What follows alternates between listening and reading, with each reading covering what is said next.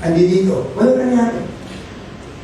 Hindi siya nga, nagre-registro ng illegal eh. Anyway, gusto pa natin pahabain ang usapan natin. Pero tingnan ninyo mga relo ninyo, baka tayo ipaalisin. No? Magkagawa eh. Oo, sige, go. Kay Alvin Guzman, Alvin yung nangyari sa USS Guardian, nandun sila hanggang ngayon. So walang makalapit na mga Coast Guard na PPP dahil tinututukan sila ng malalaking baril ng mga merkado. Nakita ko yung pro-Kaligasa ka.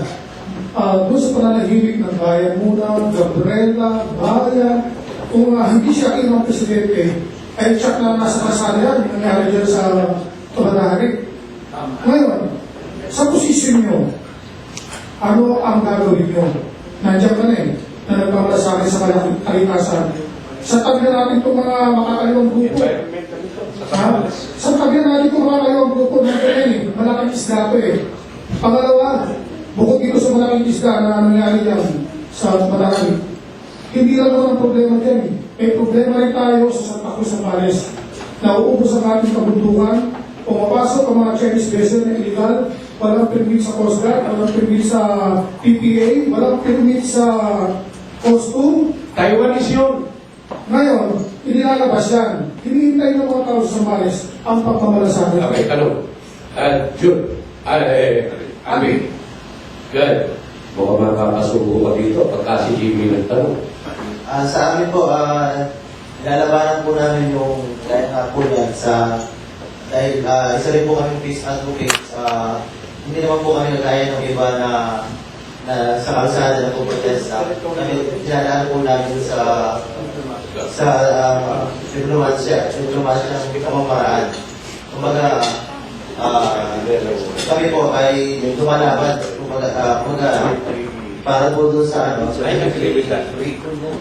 hindi na po namin kailangan pa na magtingay sa labas.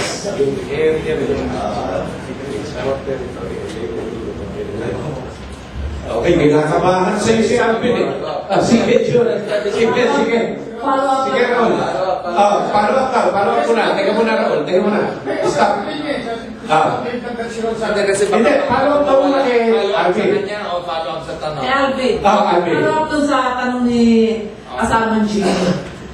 Ang tanong kasi ni Jimmy kung paano yung lalabanan. Hindi mo sinagot yun eh. Diplomasya. Diplomasya daw. Anong diplomasya pa?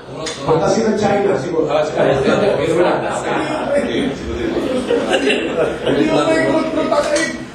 Anong diplomasya? Anong klase? Tukuyin mo. Anong paraan? Demanda ba o no? Mag-usapan po ng organisation namin kung ano yung dapat na legal action. So wala pa ngayon yung wala pa concrete. Okay. Pwede bang ako? Sige, sige na Raul. Ganito, kasi para malaman natin kung ano yung tamang sagot dito. Kasi dapat, hindi nyo pa napansin na magkasunod na nangyari yung drone na nalaglag sa Guam na inaanod daw dito sa atin. Tapos ito na naman, yung USS Guardian na yan, kasi yung pinaglandingan niya, pinagdaungan niya, ano yan eh? Ano tawag dito? Protected area, marine sanctuary. Kasi kailangan hinahayaan yung mga species dyan na dumami na dumami. Kaya wala nakakalapit dyan. May nagpapatrol dyan. Kasi ginagawa naman kasi tayo ng US. Yung mga drones, sabi nila, hindi naman talaga sa Pilipinas yan papunta eh. Sa Guam lang, inanod lang. At kailangan natin tanggapin yung kabubuhan na yun. Dahil tanga tayo. Ito na naman. Kaya naligaw na naman daw yung USS Guardian. Dahil yung mapang hawak ng tamahirang piloto nila, mali. Tanga na naman tayo. Kailangan maniwala na naman tayo doon. Ngayon, sa approach dito, kasi kung if this is a violation of our sovereignty, doon tayo mag-file ng aksyon. Kung sa DFA man yan, o kung saan man yan. Kasi sa ngayon mukhang nagiging police matter pa lang siya eh. Kasi parang palabasin nila, aksidente na katangahan na. Hello, hindi naman tayo kahapon lang pinanganak pare-pareho. Pero bakit ganon? Tapos lahat, magmula sa presidente hanggang sa kauli-uli ang barangay Tagay, yun ang nilulunok na yung sinasabi ng US. Parang mali eh. Ngayon, tinatanong nyo si Alvin, na kanina pa kami nag-uusap, ano ba ang dapat maging aksyon? Media ka man o ordinary mamamayan? Kasi ito, sa totoo lang ako, ang nararamdaman ko malalim na issue dito ganito. Ang Pilipinas na lang ang kumikita ng dollar. Ang US hindi na pwede mag-print ng dollar. Remember, pareho silang negosyante ng China. China na ang number one economy ngayon ng mundo. Ngayon, ang China ang may hawak ng pinakamaraming dollar. Pag ang China hindi niya nirelease sa global economy yung hawak niya ng paano magbibilihan ng produkto. Hindi lang economy, ang capitalist economy ngayon. Ang nakikita ko dito dahil sa ating mga chimay na pinapadala ko saan-saan, ang Pilipinas lang ang kumikita ng dollar. Ano ibig ko sabihin? Baka naman bigla sabihin ng US, o sige na nga, kayo lang pang 52nd state na USA.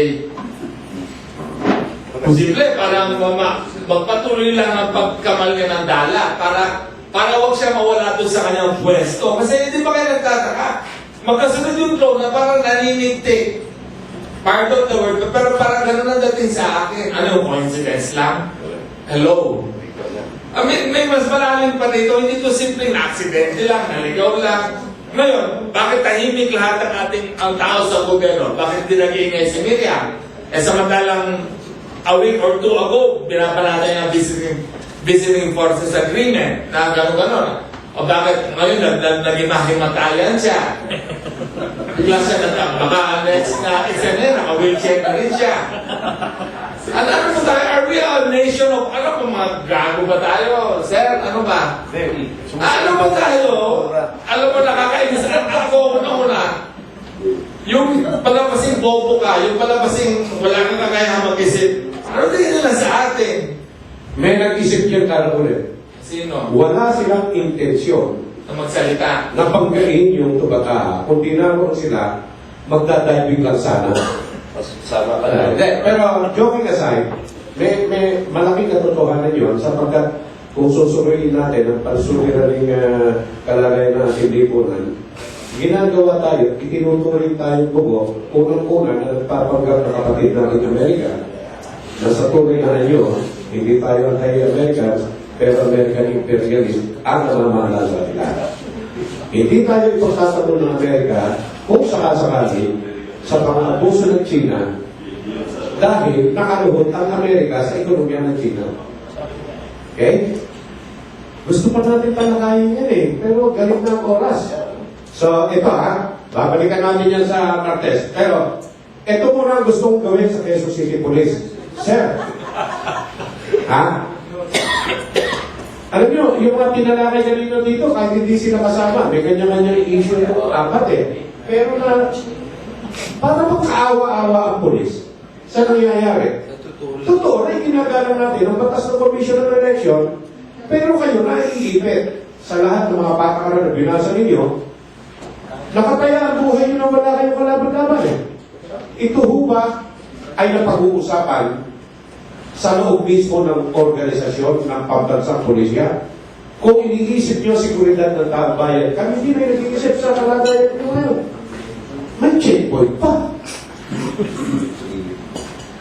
Dapat na,